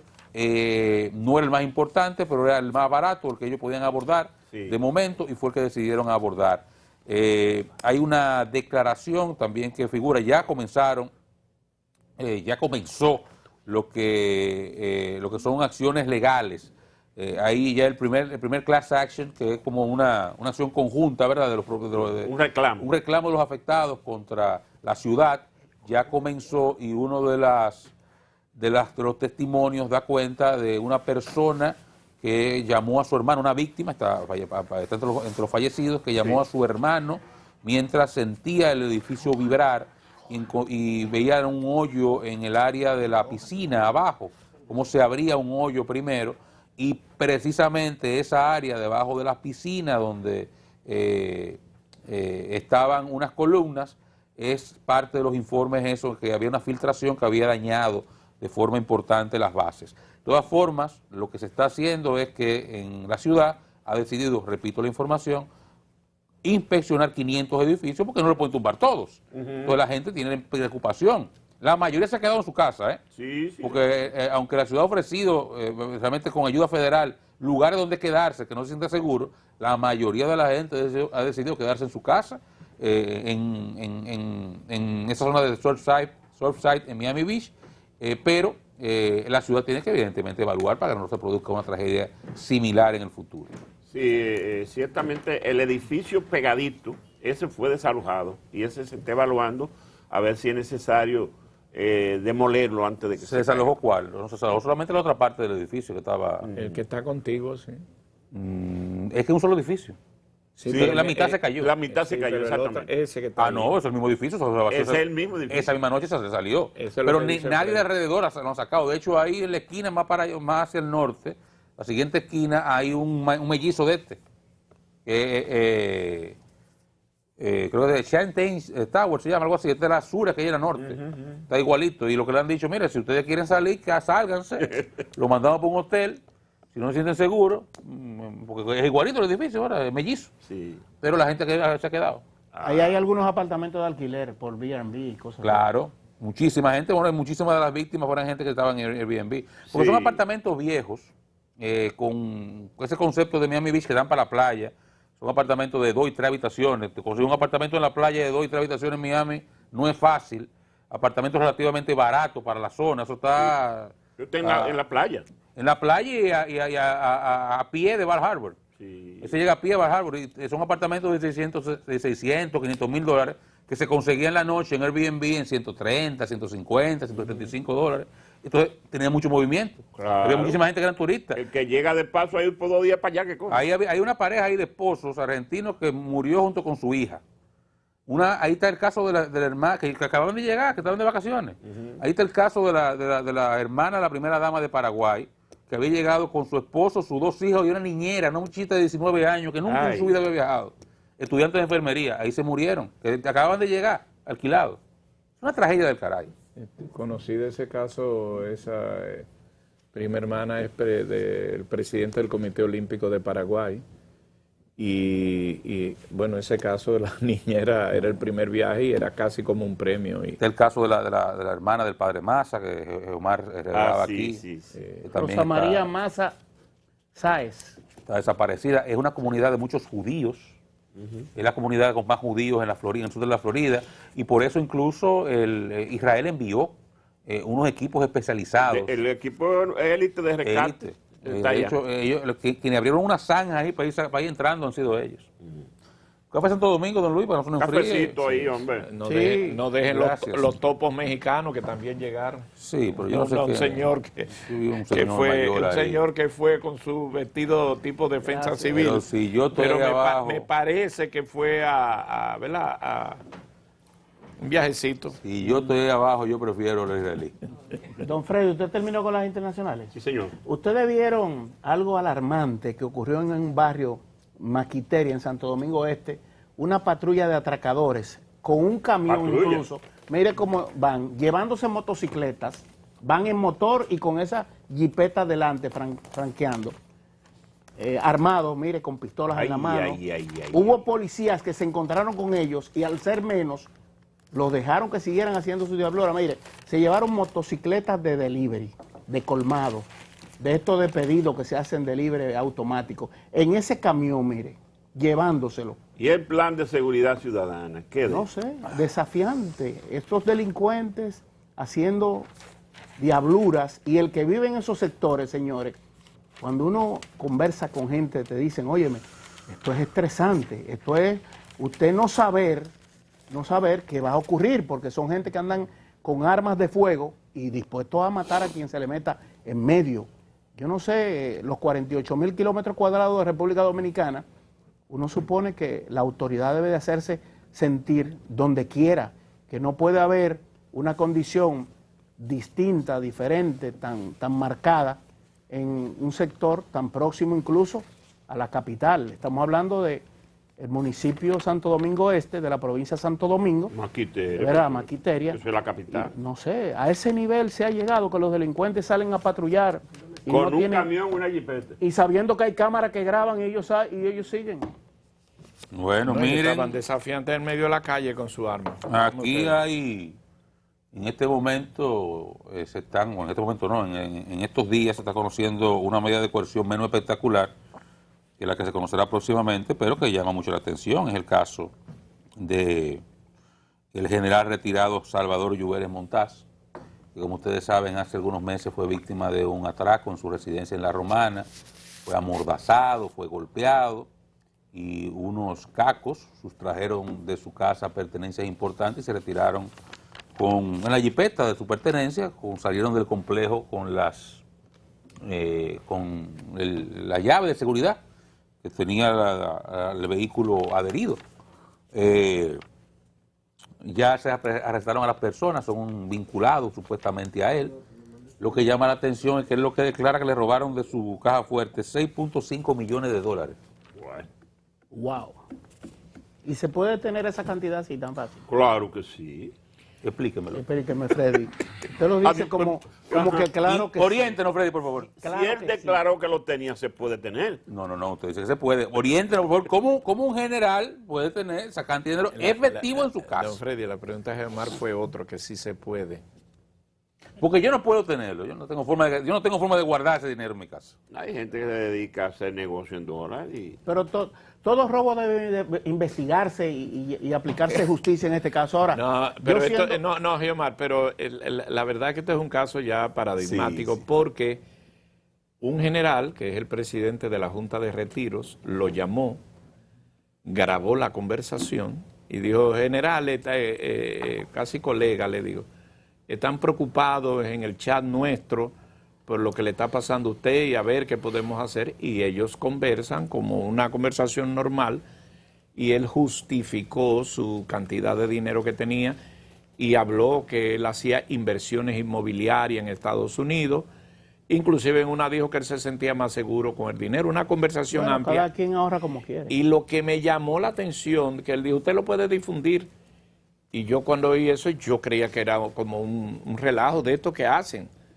Pero ciertamente he visto la pertinencia de esto y, mire, don Freddy, 6 millones de dólares, 400,000, tenerlo en esa circunstancia, pero no apareció nadie ahí que dijera: mira, esto no se puede decir, no sé, porque esto no. Ahora, Chinino Lluveres Montaz es un hombre sortudo, porque tiene 22 años suspendido el proceso de investigación con el crimen de Orlando Martínez, que ya otros fueron condenados, y él se configuró unos expedientes médicos ahí. Es que estaba muy enfermo. Enfermo. Y estaba grave. Pero hacía campaña y se movía y activo y todo. No, él tiene 22 años graves. 22 años graves tiene. Sí, 22 años. Yo lo que digo, yo he hecho inversión inmobiliaria en Estados Unidos, yo mismo he hecho. Yo lo que quiero saber es cómo él lo trajo el dinero. Porque tú puedes vender un apartamento. Primero hay que ver si es verdad que tenía ese monto. Eso también es otro. Hay que ver si es verdad que lo tenía. Como eso ocurrió en un hábito de un complejo turístico muy prestigioso, como el caso de Casa de Campo, eso no fue un robo, digamos, que entraron calculados, sino que fue una, no sé cómo llamarlo, traición o un cálculo. No, fue robo asalariado. De su era entorno. una persona que trabajaba con él. Sí. De hecho, ya figura en la acusación porque está con su medida de coerción. Así es. Y la persona trabajaba con él, relacionó con una señora que también trabajaba con él, su pareja, unos hermanos de la pareja. Abuso de confianza. Y entraron y sabían dónde estaban las cosas, sabían qué vehículo podían utilizar para salir, cómo hacerlo, y lo hicieron así. Tenían paso franco por orden de él mismo para entrar al complejo, Sí. a darle diferentes tipos de servicios, porque así me lo explicaron algunas personas con las que dialogué que viven allí. Pero también. 6.5 millones de dólares. Eso es mucho. Aquí en Nueva York. Eso es de todas maneras. Eso no es nada, eso es menos que la vida de Orlando Martínez. No es eso, yo no sé quién le... Yo no quiero comparar jamás en la vida, ¿verdad? Nunca en la vida no puedo comparar, pero es como que, digamos, no comparo, hago un símil lejano, lejanísimo.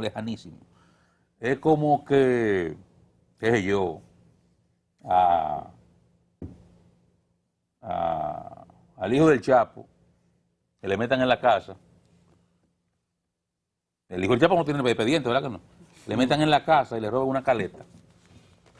Y él vaya a la policía por una declaración de que le quitaron 10 millones de dólares en efectivo que tiene una caleta abajo de la casa. No comparo, Digo, un símil lejano, muy lejano en cuanto al tipo de actividad. Digo porque es irregular que una persona tenga esa cantidad de dinero en efectivo en su casa.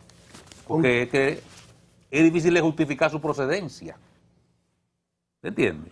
Cualquiera le pregunta, de hecho, hasta por impuesto interno, le pregunta, acá, señor, ¿usted dónde se ganó esto? Que usted no lo reportó nunca. Entonces, a eso me refiero. Justificar la procedencia de esa cantidad de dinero es difícil. Entonces, si usted se lo roban, es raro que una persona que tenga acumulado esa cantidad de dinero vaya a declarar que se lo robaron. Y aquí se dan muchos robos de ese tipo, la gente mejor no declara nada porque sabe que yo me acuerdo declarar el robo puede ser peor para su persona que no hacerlo. A eso me refiero, no al tipo de actividad, jamás en la vida. Me acuerdo de uno de hace unos años que fueron uno, pero esos fueron en pesos, fueron muchos. Y la persona mejor decidió porque fue de la casa que se lo llevaron, porque es que no hay explicación. Eso no es verdad que usted lo puede acumular así, tenerlo ahí sin tener una declaración, sobre todo por el tema fiscal, el tema de la renta.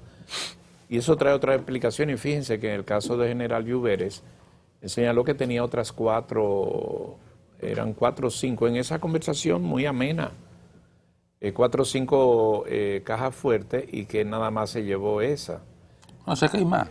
Sí. Ah, caramba. Sí, eran 5 cajas, dicho por él mismo. Chinino, qué desgracia. Y evidentemente, bueno, el compañero de él, el colega, se puso a la orden para cualquier asunto. Pero eso no es el mensaje, no es ese. O sea, recordar que esas cosas no se pueden, y mucho menos con esa cantidad en divisas. Porque para tenerla ahí tú tienes que tener una declaración, una apropiación y todas esas cosas que puedan haber sido manejadas, pero nada. Adán Cáceres está preso por menos de ahí. Y en pesos. Y en pesos. ¿Cuántos son 6 millones? Don Luis, yo si van a mi casa van a encontrar 13 pesos con 15 centavos. En la mía van a encontrar 12, para que no vayan. Freddy no quiere hablar de Chinino. Pero van a encontrar armas en la suya. Lo de reglamento. Él la entregó ya por bono, le entregó por bono de comida. Lo vi guiando ahí. Miren, con armas tan legales. Sí, sí. Ah, no, pues si tan legales no importa. Vamos a la pausa. Está con nosotros el doctor Olivo Rodríguez Huerta. Yo le iba a decir embajador, mire. Vamos a hablar de buen derecho. Mire, ese cargo no se pierde. Embajador. No. Él es abogado. Amigo de Camacho. Un momentico. Y por cierto, cuando era embajador plenipotenciario en el Reino de España, nunca denegó de eso y lo que más le gustaba era hablar de su carrera. Vamos a la pausa. Olivo Rodríguez Huerta está con nosotros.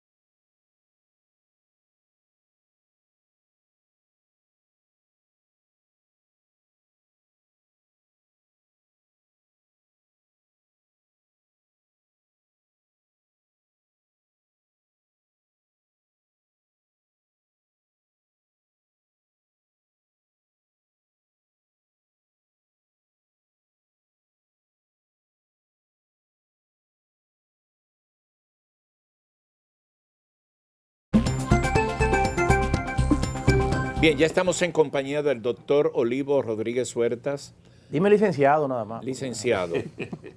Todavía no he llegado a la categoría de... Bienvenido. Hay gente que se pone hay que brava por explicar eso. el porqué, licenciado. Comiénceme con eso brevemente. No, porque lo de doctor Para implica, cultura del televidente. lo de doctor implica unos estudios superiores a nivel de tesis doctoral.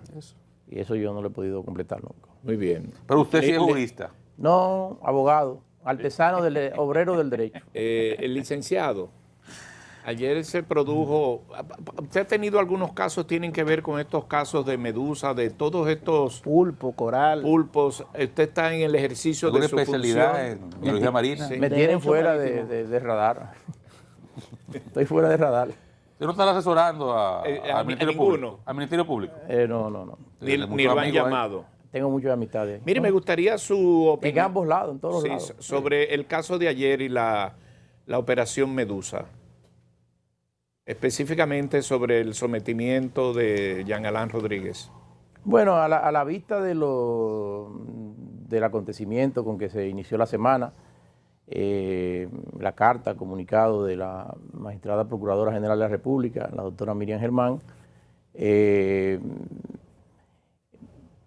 deriva prácticamente al instante en esa respuesta. Me parece que la operación en ese momento lució un poco inoportuna. Quizás debió esperarse algunos días, porque si ya se tenía tiempo con un expediente ante un acontecimiento como este, creo que Apresurarlo. lo prudente hubiese sido esperar quizás algunos días más. Pero todo el tema del timing, de en qué momento se ejerce y se pone en movimiento la acción pública, es un tema que corresponde al Ministerio Público.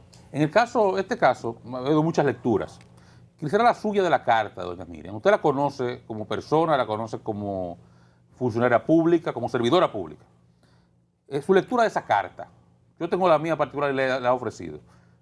Quisiéramos escuchar la suya. ¿Cómo usted la lee en líneas y entre líneas? ¿Qué quiere dejar establecido ella ahí, según su parecer? No, eso es muy acorde con la personalidad histórica que ha observado la magistrada Germán, desde los tiempos en que se desempeñaba incluso en el primer nivel en el escalafón de la justicia penal, como juez de primera instancia que tuvo, donde manejó casos emblemáticos y desde la cual también dio lugar a que salieran algunas epístolas, ¿no? Que son muy famosas en su característica, en su forma de ser, en su forma de proceder.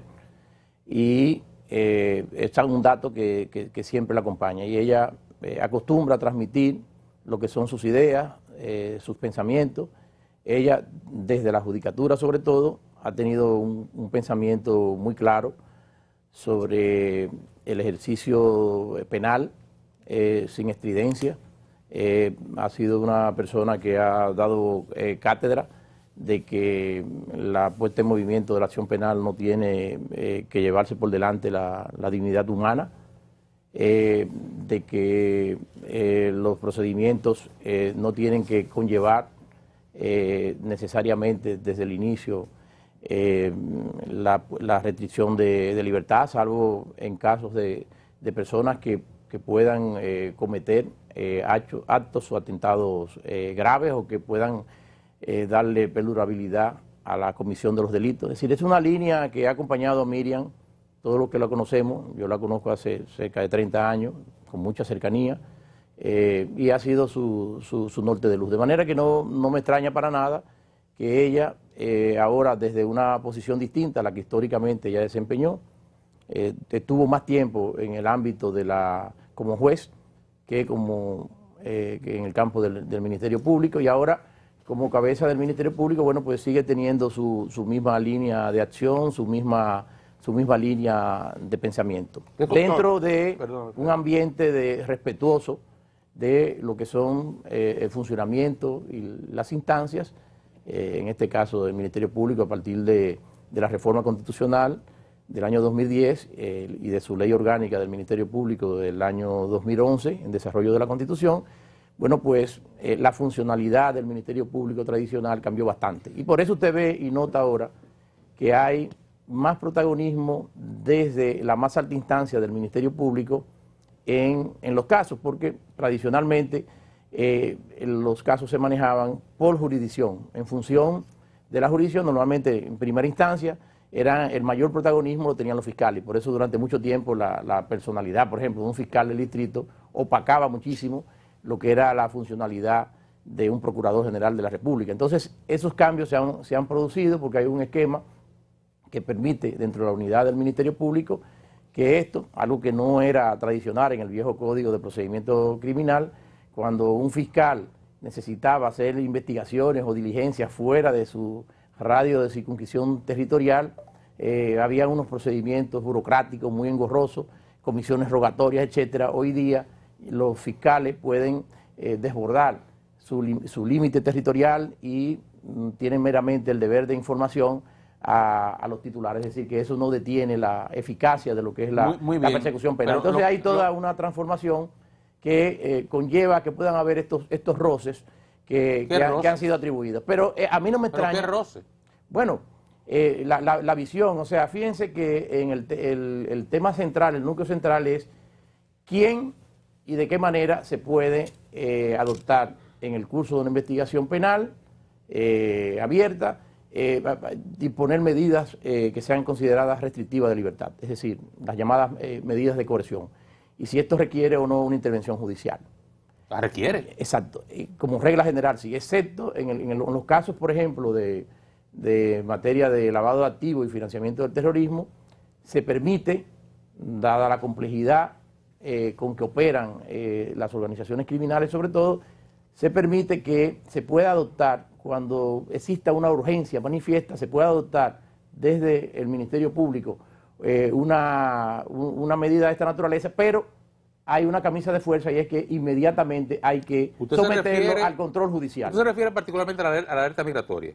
Bueno, que podría haber una, que en este caso no sería alerta migratoria, porque la alerta migratoria como figura jurídica no existe, pero por ejemplo podría el Ministerio Público en el curso de una investigación de lavado o de financiamiento del terrorismo, si la circunstancia lo amerita, puede, por una urgencia, disponer la medida del impedimento, pero tiene inmediatamente que convocar al afectado, apoderar a un juez de instrucción para que valide la decisión.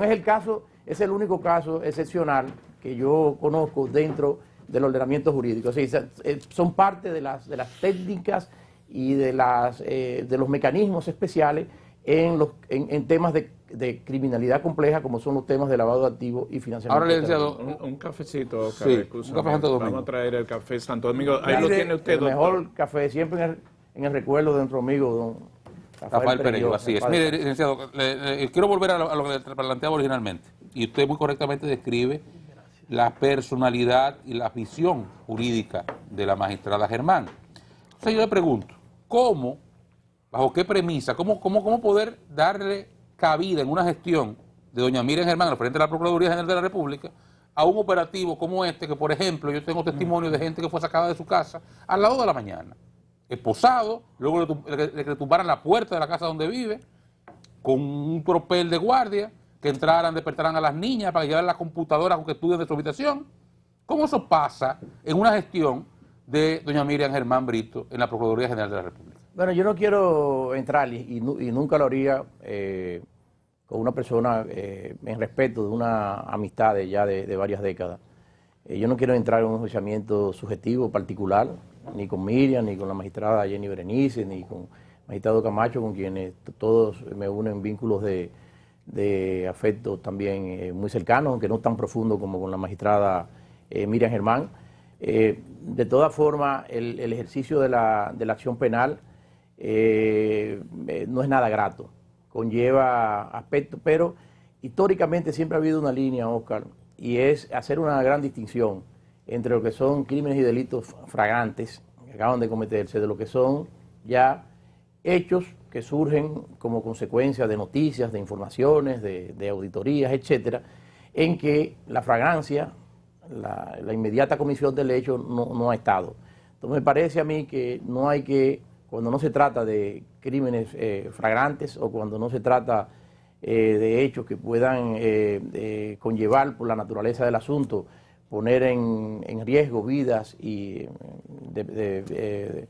poner en riesgo personas, ¿no? La seguridad individual de personas, de su propia vida, no me parece a mí que haya que adoptar ese tipo de medidas extremas. De manera que ese pudiera ser como una línea para demarcar una cosa y otra. Por ejemplo, yo recuerdo que en uno de los primeros operativos que hubo, el caso de uno que fue ministro de Salud en el año 2012, 2013, se han recorrido 7 años, creo que se cometen excesos cuando sin necesidad se van a hacer un allanamiento. O vi el caso, por ejemplo, de Miguel José de Moya, que había visto en la prensa hace varios meses que había ido a la Procuraduría en varias ocasiones a ser objeto de interrogatorio.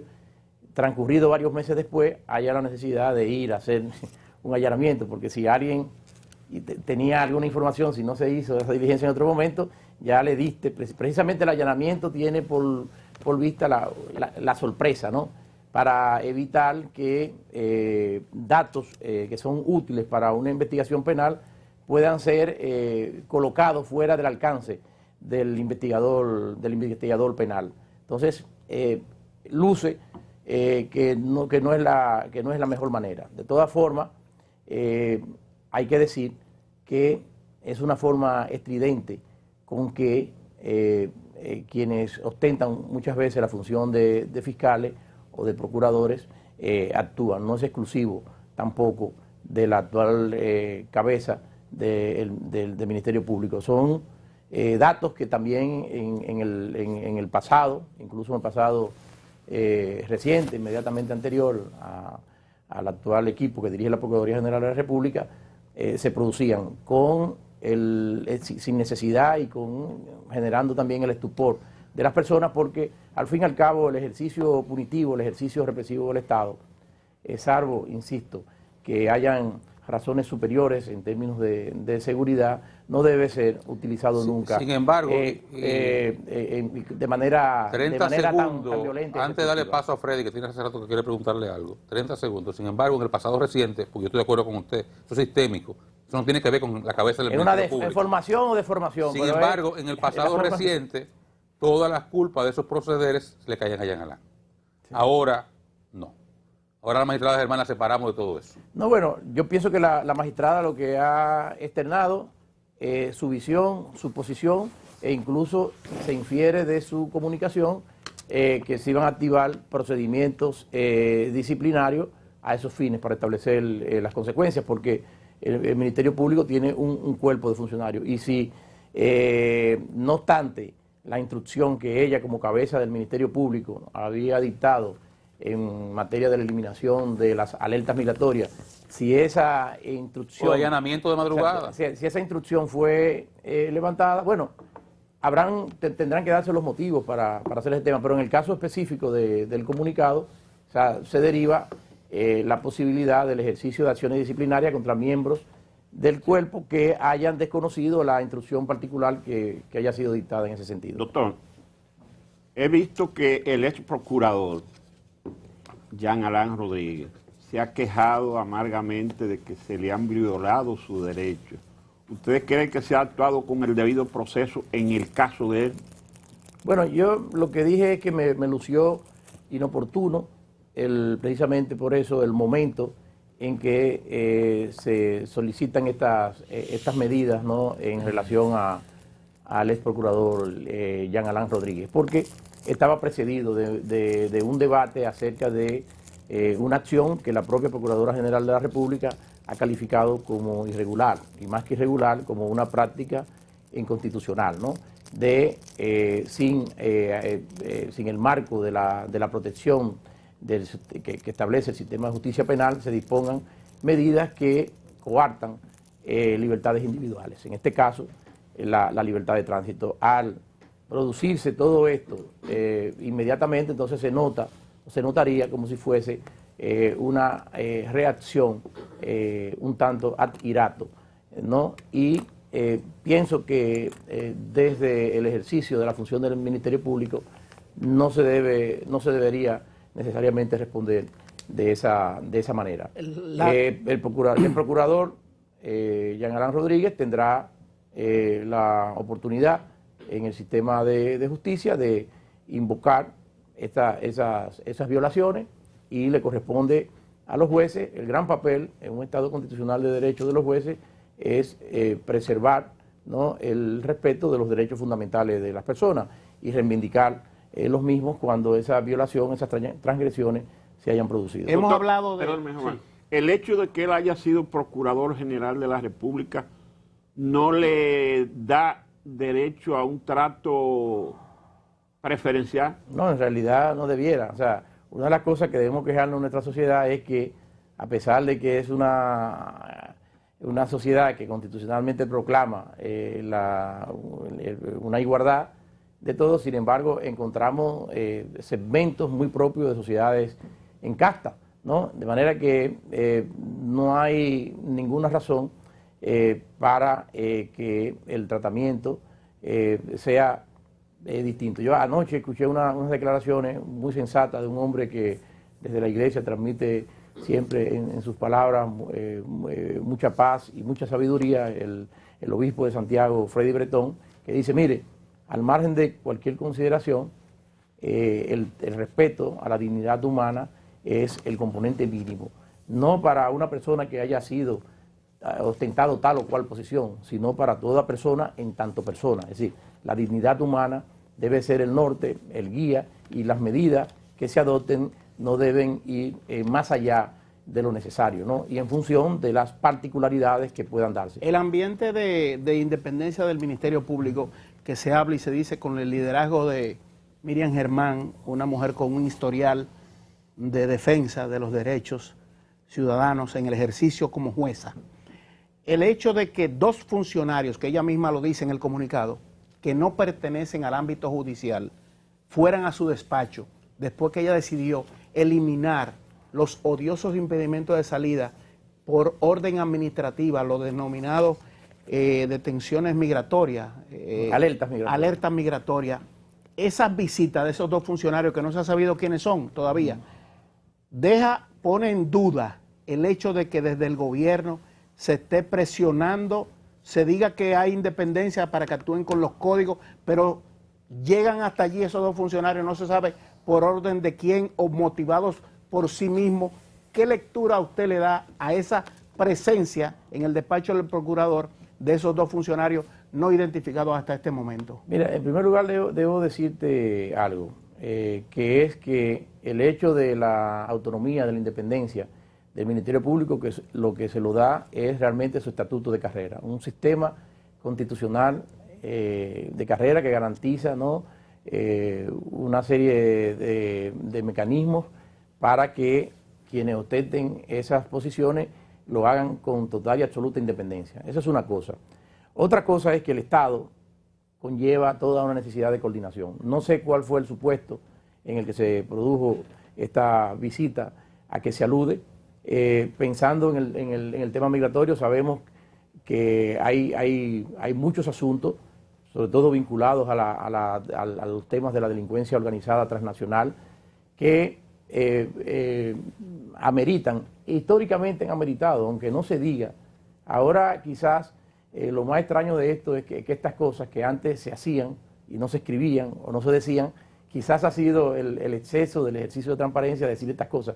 Pero siempre en los estados hay personas que ejercen esa vigilancia, etcétera, y hay temas que a lo mejor son de coordinación que tienen que hacer autoridades que están insertas en el ámbito del Poder Ejecutivo con el ramo de la administración que se refiere a la justicia, porque de eso que se trata el Ministerio Público. Adolf Melf, un gran tratadista austríaco, decía que justamente que el Ministerio Público es la rama de la administración que se refiere a la justicia, porque es la parte que dentro del sistema constitucional de poder, en la parte de la ejecución de las leyes, persigue los crímenes y delitos ante otro poder del Estado, que es el Poder Judicial. Es decir, no hay que olvidar que el Ministerio Público forma parte, ¿no?, de eso, aunque a partir de la Constitución del año 2010 tenga un capítulo que esté inserto dentro del Poder Judicial, sigue con ese vínculo porque el presidente nombra al Procurador General de la República y nombra a la mitad de sus adjuntos. La gran conquista de la Constitución del año 2010 fue que el resto de los miembros del Ministerio Público ya no son designados por el Poder Ejecutivo, porque el presidente nombraba desde los fiscalizadores de los juzgados de paz hasta todos los ayudantes del Procurador General de la República. Ya eso no existe a partir del año 2010.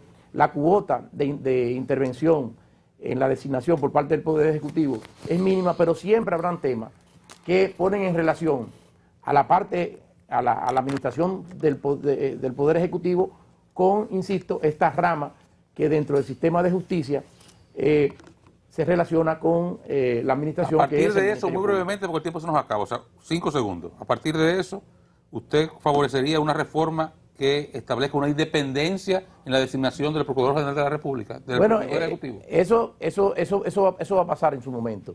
Y se abogó, y yo abogué por eso antes de la reforma constitucional del año 2010. De todas formas, reconozco que se dio un paso gigantesco con la incorporación de un sistema constitucional del Ministerio Público a partir del año 2010. Muchas gracias, doctor. Olivo Gracias a Rodríguez Suerta ha estado con nosotros.